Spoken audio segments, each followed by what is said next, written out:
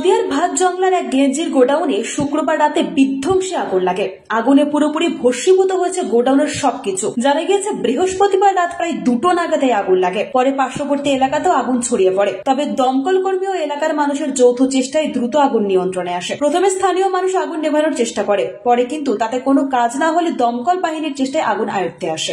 কালকে এখানে 12টার সময় সবাই যা আশা করছিল তখনও আগুন লাগেনি, কিন্তু ওই 1টা নাগাদ যাই আগুনটা লেগে যায় এবং পাড়ার লোকজন যারা যারা আছে সবাই আগুন লেবানোর চেষ্টা করে, কিন্তু বালতি করে জল দিয়ে আগুন লেবানো সক্ষম হয়নি। ফায়ার ব্রিগেডকে ফোন করা হয়, ফায়ার ব্রিগেড তৎক্ষণাৎ আসে এবং আগুন লেবানো সক্ষম হয়েছে।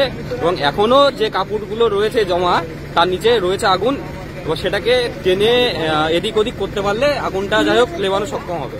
আর ক্ষতির পরিমাণ 2.5 লাখ থেকে 3 লাখ মতো হয়েছে, কারণ কতটা মাল ছিল সেটা আমাদের তো আন্দাজ ঘরপর দিয়ে এরকম একটা। ব্যুরো রিপোর্ট, আজ বাংলা।